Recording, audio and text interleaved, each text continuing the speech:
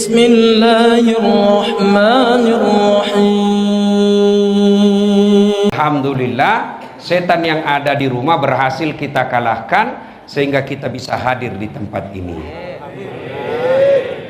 Apakah setelah duduk di tempat ini setan menyerah? Tidak, digoda kok lagi setan supaya tidak dengar ceramah. Tidak usah dengar ceramah, pegang HP-mu, pegang HP-mu.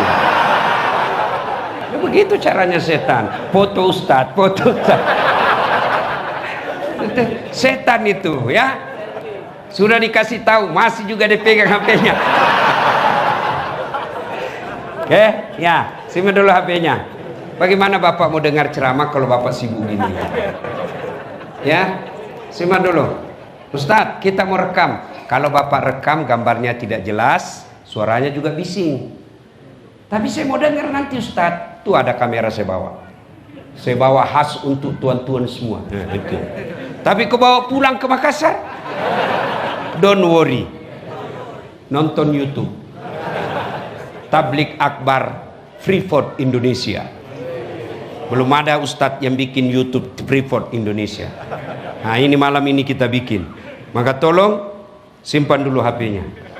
Jagai perasaan saya, bos. Oh, udah gampang saya bisa datang di sini, Pak. Kemarin saya masih di Malaysia. Tiba hanya beberapa 3 jam barangkali di rumah. Jam 3 subuh ke sini lagi. Sampai di sini belum lama istirahat, dijemput lagi. Sudah siap orang Ustaz. Tunggu dulu, bos, sekali sudah isya. Iya kan? Besok subuh, pagi subuh berangkat turun lagi ke gunung. Dibawa, enggak tahu apa namanya. Ya. Sudah itu terbang lagi ke Jakarta. Jadi begitu saya menghormati acara ini, meskipun saya lelah, saya datang. Jadi tolong balaslah penghargaan itu dengan simpan HP-nya. Bisa? Bisa? Oke. Maka idan, bismillahirrahmanirrahim. Innallaha wa malaikatahu yusalluna 'alan nabi. Ya ayyuhalladzina amanu sallu alaihi wa sallimu taslima. Sesungguhnya Allah dan para malaikatnya bersalawat kepada Rasulullah Muhammad sallallahu alaihi wasallam. Maka wahai orang-orang yang beriman, bersalawatlah kalian kepada Rasulullah dengan sebaik-baik salawat. Sadaqallahul azim, maha benar Allah dengan segala firman-Nya. Bapak Ibu, saudara-saudara sekalian, teristimewa yang saya hormati, semua nama-nama orang yang disebut tadi oleh mewakili panitia. Semua yang disebut beliau, saya juga hormati. Karena kalau saya sebut lagi nanti salah-salah, waktu juga habis. Ibu bapak, saudara-saudara sekalian. Poin pertama. Ada yang mau saya kasih HP iPhone 16? 1 tera. Mau? Coba, mana angkat tangan? Mana HP ku tadi? Mana? Bapak. Tapi begitu bapak saya kasih, bapak langsung tuli. Mau? Kira-kira mau? Mau, Pak? Oke. Poin pertama. Ya, berarti yang mahal, bos, bukan iPhone.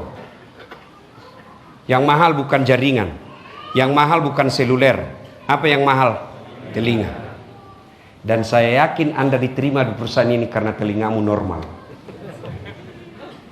Iya. Dan hebatnya lagi nih telinga, tempatnya proporsional. Pernah enggak Bapak bayangkan bagaimana seandainya telinga satu dibawa ketek? Halo, ya Ustaz. Kok tunggu dulu Ustaz. Iya kan? Iya. Hebatnya lagi nih telinga, dia bisa bedakan mana suara istrimu, mana suara selingkuhanmu.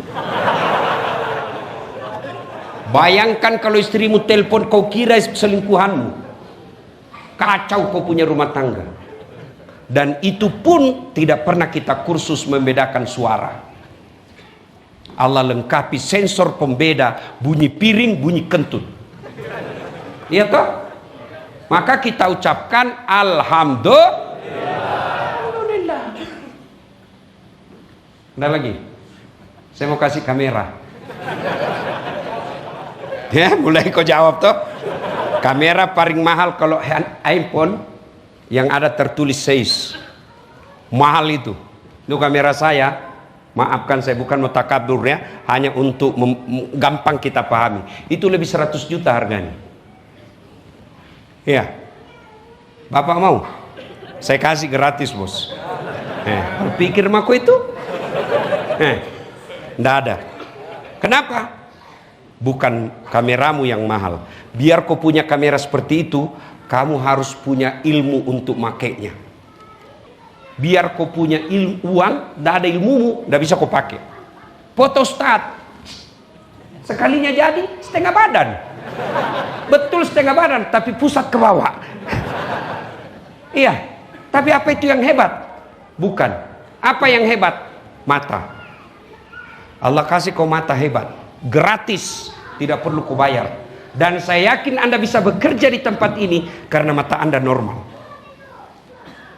Dan hebatnya lagi nih mata, dia bisa punya sensor pembeda. Dia bisa bedakan mana istrimu, mana tetanggamu. Iya kan? Coba bayangkan kalau tidak bisa dibedakan mana istri, mana tetangga. Tak tukar-tukar istri. Kenapa ini malam Senin tidak ada beda-beda rasanya? Oh, ternyata security.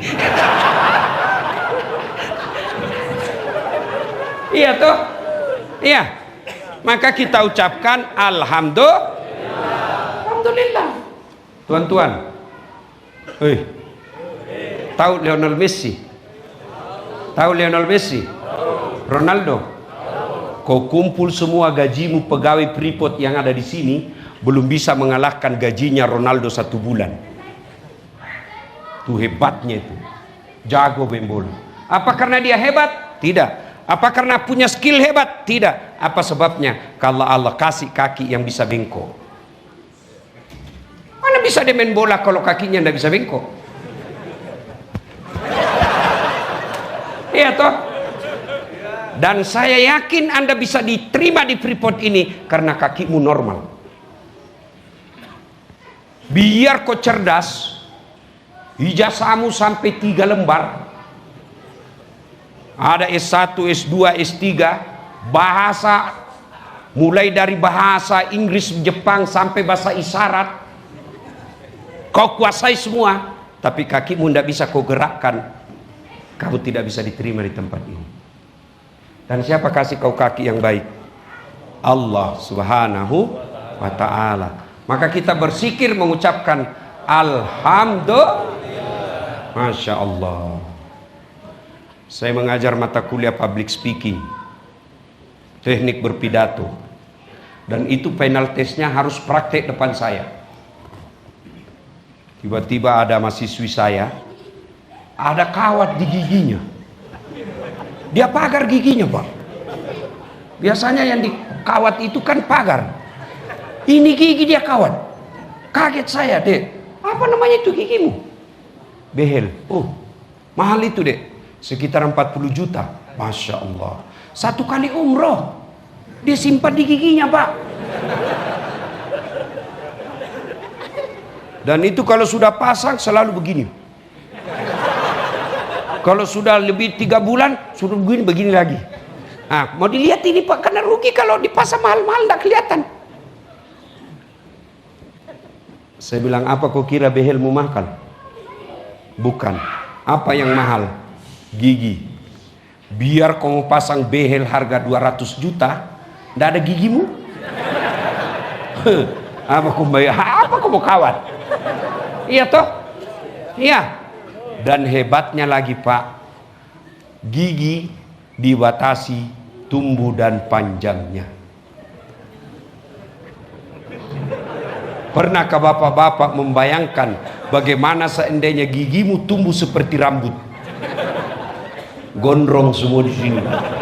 Saya yakin cewek di atas kalau gondrong gigimu, tidak ada laki-laki suka kok.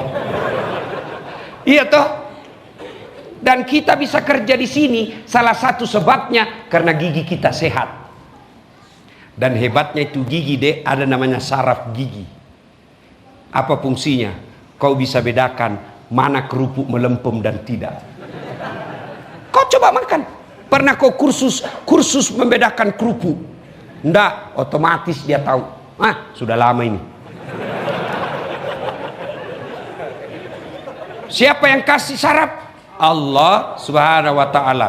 Mata bisa dicipta, kaki bisa dicipta, tapi satu yang sampai detik ini ahli kedokteran manapun di dunia tidak bisa menciptakan saraf. Maka kita bersyukur dengan mengucapkan Alhamdulillahi Rabbil Alamin.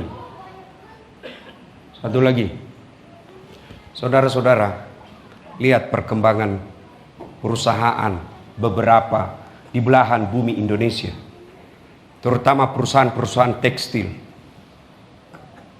Berapa banyak yang di PHK? Apalagi kita seorang suami, waktu kerja alhamdulillah kita bisa nutup kredit rumah, kita bisa nutup kredit mobil, kita bisa bayar anak-anak kita kuliah dan sekolah. Tiba-tiba tanpa diduga PHK, tutup.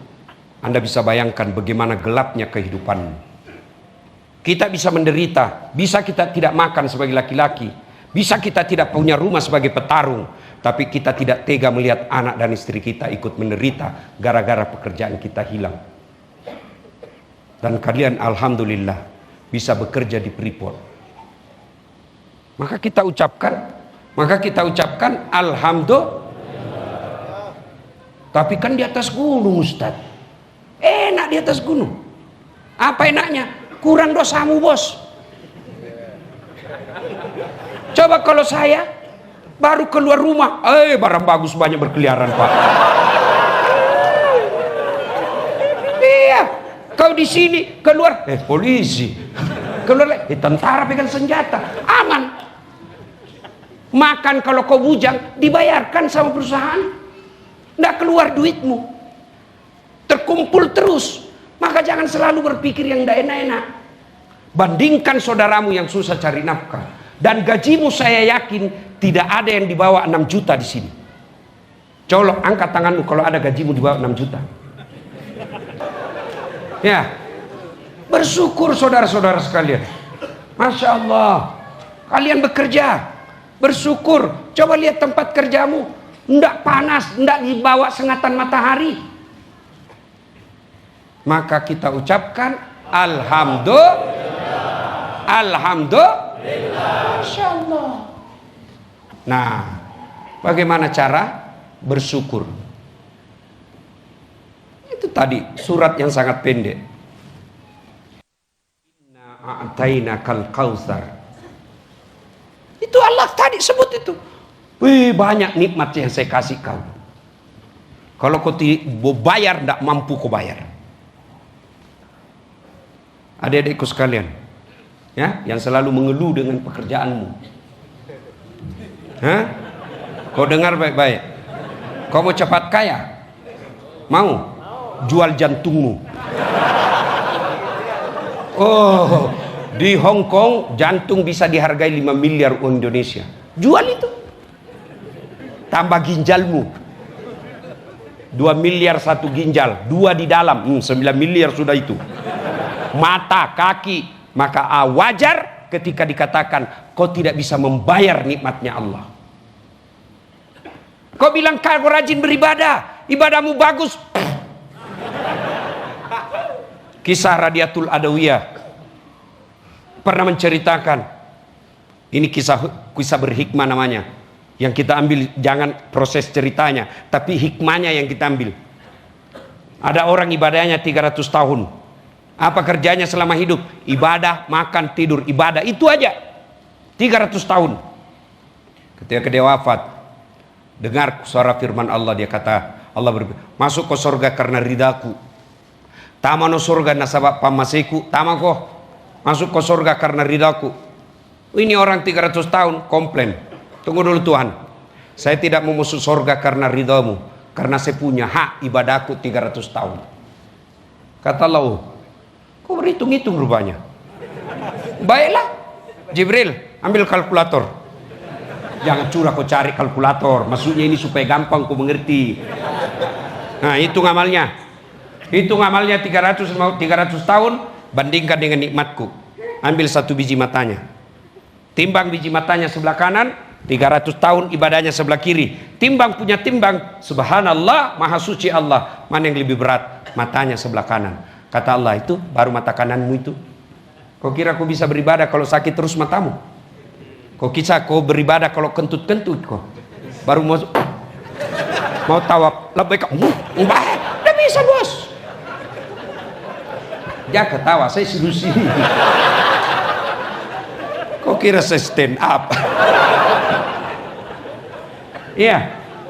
Maka Allah katakan, kau tidak bisa bayar. Fabi ayyi ala'i rabbikuma tukadziban. Banyak saya kasih kau nikmat. Karena banyak dikasih nikmat, maka pertama ucapkan hamdalah. Supaya berbekas itu ucapanmu, jangan kau terlalu buru-buru bos. Ucapkan dengan tenang, lalu usap dadamu. Itu insya Allah ada bekasnya. Wih, kau naik pegolongan, alhamdulillah. Apa artinya itu? Wih, kau dapat promosi, alhamdulillah. Apa artinya itu? Coba kau dengar orang zikir kalau di masjid. Saya biasa juga bingung. Tak tahu apa dia bilang. Terlalu cepat, tidak jelas. Kayak makan pisang goreng panas. Apa itu bos? Tidak jelas. Maka kalau bisa berbekas, alhamdulillahirabbil alamin. Dapat WhatsApp cewek tuh, cintamu ku terima bang, alhamdulillah. Tapi mohon maaf dek, saya punya istri. Ya, coba mulai besok bapak praktekkan. Begitu bangun tidur selamat, selesai baca doa, lalu ucapkan alhamdulillah. Pasti berbekas di hati pak. Yang kedua, menurut Quran tadi, sudah kau saya kasih nikmat. Yang kedua, ayo fasolli, maka bersolatlah. Kalau kau merasa bersyukur atas nikmat saya berikan kepadamu, solat. Kenapa? Karena solat adalah bentuk kesyukuranmu kepada Allah Subhanahu wa Ta'ala. Solat adalah puncak penghambaanmu kepada Allah Subhanahu wa Ta'ala. Saya engineer, saya dokter, saya PR, saya ustadz. Oke, kau semua apa saja, tapi kau hambaku, kau sujud di depanku.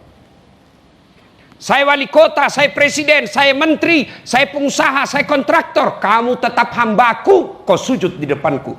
Kau husuk atau tidak, kau baik sholatmu atau tidak, lakukan soal husukmu, saya punya urusan.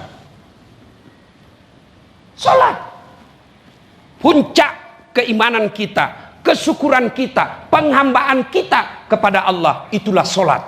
Dan Allah marah ketika kalian tidak sholat. Kenapa? Allah murka ketika kalian tidak sholat. Karena inilah ibadah sholat yang paling gampang kau lakukan. Allah tidak menuntutmu susah seperti haji, harus ngantri bertahun-tahun, uang puluhan juta keluar, sebulan kita tinggalkan pekerjaan dan keluarga. Zakat perlu uang, puasa perlu lapar sehari selama 30 hari. Tapi sholat, apa alasanmu bos kok tidak sholat? Apa? Nggak ada uang ustad, nggak dibayar. Nggak hafal ustad, boleh kau baca. Kau sholat sambil baca buku. Allahu Akbar. Baca itu doa tuntunan. Allahu Akbar. Kau dilihat anakmu, kau jelaskan nanti. Inilah nak, karena bapak dulu nggak pernah belajar. Nah, kamu belajar supaya kau tidak seperti bapak ini. Ya, apalagi alasanmu nggak mau sholat. Saya nggak lihat kiblat ustad. Kau menghadap kemana saja. Saya tidak bisa kena air ustaz, kau tayamum. Beda haji bos. Ada uangmu, tidak sehat, tidak berangkat. Kau sehat, tidak ada uangmu, tidak berangkat. Sehat, ada uang, tidak ada porsi, tidak berangkat. Ada porsi, tiba-tiba ilegal, tidak berangkat. Tapi sholat, ayo. Tidak ada alasan. Biar ada uang, ada waktu, sehat, tapi harus ke Mekah. Tidak boleh kau haji kalau tidak di Mekah. Tapi sholat, boleh tidak sholat di Timika?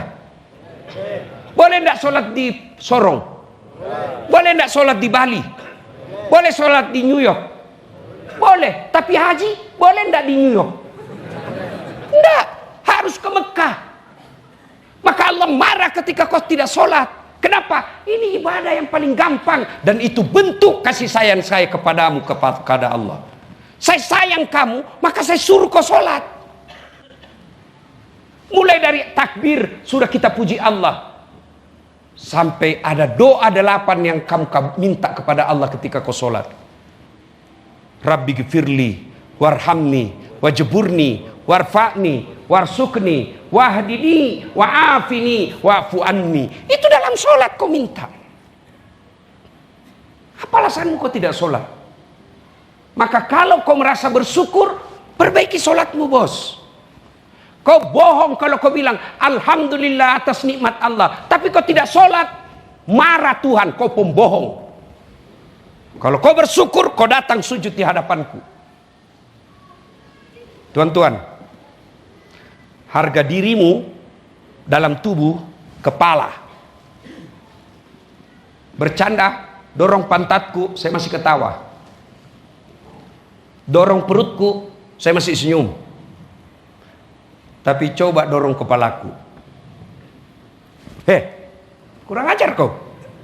Kenapa? Harga diri, bos. Apa yang hina di dalam diri kita? Kaki. Kau kasih saya uang pakai kaki. Ada saat, honormu. Oh, saya bilang saya biar miskin, jangan kau hina saya tikam kau. Kenapa? Harga diri, bos. Tapi ketika kau di hadapan Allah, kamu semulia-muliamu di dunia, kamu mau presiden, mau apapun, kamu hina di hadapanku. Sundukkan kepalamu. Sehina kakimu. Kenapa? Kamu hamba, saya Tuhanmu. Maka orang yang tidak sujud di hadapan Allah, dialah bentuk pembangkangan paling besar kepada Allah. Salat. Coba lihat. Salat juga adalah puncak penghambaan kepada Allah. Maknanya, karena dalam salat kau tidak boleh lakukan apa-apa kecuali kau sembah Allah. Haji, boleh kau sambil nyanyi, bos. Tawaf, labbaik Allahumma labbaik, labbaik la syarika lak labbaik, boleh. Ayo. Bayar zakat, boleh kau sambil nyanyi. Insaflah wahai ini ustaz zakatku. Usia bila diri. Ustaz ini. Boleh. Tapi sholat boleh ku nyanyi? Allahu Akbar. Begadang jangan begadang. Batal. Kenapa? Tidak boleh ada kegiatan lain kecuali kau menghamba. Sholat boleh sambil dagang? Tidak boleh. Allahu Akbar kabira. Bang, berapa bensin? Sebentar ya. Tidak bisa. Kenapa? Kau lagi menghamba kepada Allah. Ayo. Ada yang malas sholat di sini? Kau bilang apa alasanmu? Apa? Apa? Sebagai tentara polisi, lagi tugas keamanan, tidak boleh tinggalkan pos. Tiba waktu sholat duhur, sudah mau habis, mau masuk asar, silakan kau sholat. Namanya sholat khauf. Sholat dalam keadaan perang. Gimana caranya, Ustadz? Misal berdua tugas, ya. Di depan selesaikan dulu 1 rakaat. Yang di belakang dia pegang senjatanya. 1 rakaat selesai, yang di depan dia lagi yang pegang senjatanya. Yang di belakang selesaikan 1 rakaat. Yang depan tunggu selesai 1 rakaat di belakang sambil dia pegang senjatanya. Namanya sholat khauf. Boleh. Apa lagi? Ayo. Saya tidak akan bisa kena air, tayamum.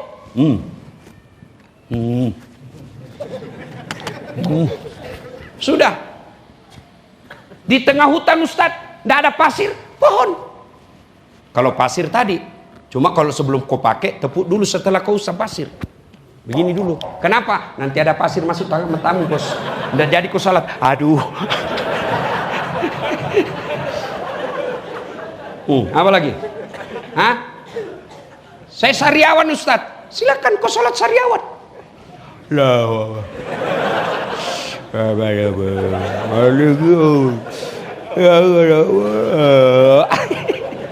Allah tahu kalau lagi sholat, kalau lagi sariawan. Apa lagi? Hah? Apa? Tidak ada bos. Ayo. Oh dia tidak sholat Ustaz. Dia kaya. Ada kala kayanya Nabi Sulaiman. Nabi Sulaiman dicatat dalam sejarah perjalanan manusia dari Adam sampai sekarang. Tidak ada kala kaya itu Nabi Sulaiman. Ayo. Kunci gudangnya ratusan onta yang bawa. Kunci gudang. Rumahnya, pekarangannya kerikil emas. Kita orang Bugis paling giginya dikasih emas. Ayo, apa? Kau gagah, kau kalah gagahnya Nabi Yusuf. Itu Nabi Yusuf disuruh jalan depan ibu-ibu. Ibu-ibu terpesona tanpa dia sadar diiris tangannya karena terpesona wajahnya Nabi Yusuf. Kamu jangankan iris tangan, bau ketek saja kau bisa rauh kalau dia lewat. Gagah bau ketek. Hebatnya itu. Yusuf cakap tetap beribadah. Saya sakit Ustaz. Ada kala sakitnya Nabi Ayub. Ayub alaihissalam, bininya berkata, kau doa lah bang, kau kan Nabi. Saya malu berdoa kepada Allah. Nikmatku, sehatku jauh lebih banyak daripada sakitku. Ayo. Tidak ada alasan bagi kita tidak sholat. Kecuali satu, hilang ingatan. Kalau bapak merasa gila, boleh. Kenapa tidak sholat? Gila Ustaz. Boleh. Boleh. Dua, boleh tidak sholat? Belum balik. Kalau ada di sini adik-adik belum pernah merasa mimpi basah, boleh kau tidak sholat. Kenapa? Belum balik. Gimana caranya belum balik? SMP aja kau sudah kreatif sendiri. Ayo, apa lagi? Tiga, kau boleh tidak sholat dalam tekanan. Tiba-tiba datang Belanda, Porlander, hop perdomes. Ini anak ini Belanda. Ini pitung hana hanbet. Kau sholat, saya pecahkan kepalamu. Senjata di kepala. Boleh, Anda dalam keadaan terpaksa. Ada begitu di sini. Kalau kau sholat, saya kasih keluar kau dari Freeport. Enggak. Makanya, kalau kalian bersyukur, sholat. Waduh. Saya yakin semua yang di tengah ini, kau datang ke sini gunung karena kau cari dunia. Bohong kau kalau kau bilang, enggak Ustaz, ini demi prestasi. Kau pasti gara-gara itu. Doain tadi, doakan kami dalam mencari nafkah.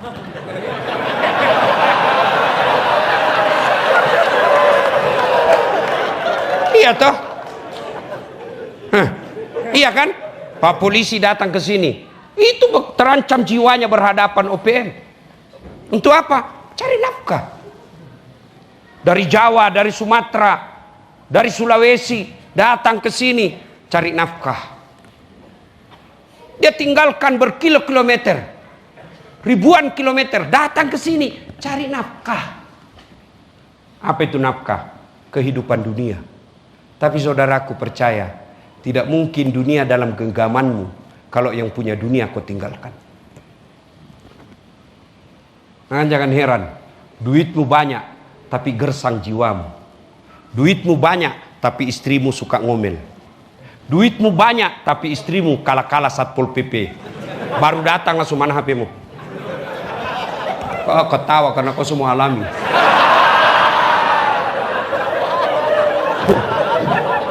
Oh sorry bos. Nah, saya tidak pernah takut sama istri saya. Gimana caranya aku mau takut?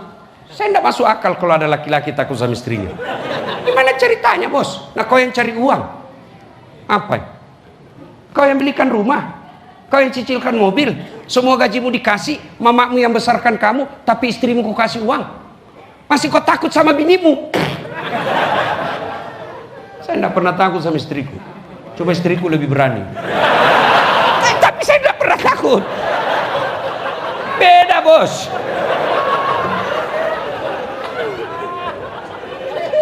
Nah, maka sholat, saudara-saudara sekalian. Mustahil dunia dalam genggamanmu. Kalau yang punya dunia kau tinggalkan. Sholatmu cuma hari Jumat. Itu pun paling terlambat datang, paling cepat pulang. Orang khutbah kau tidur. Begitu ada masalah, Bu, ya Allah saya sudah capek ditambah gapura ini, ya Allah. Hancur saya kurasa ini hidupku, ya Allah. Ini biniku ketemu dengan mantannya, ya Allah.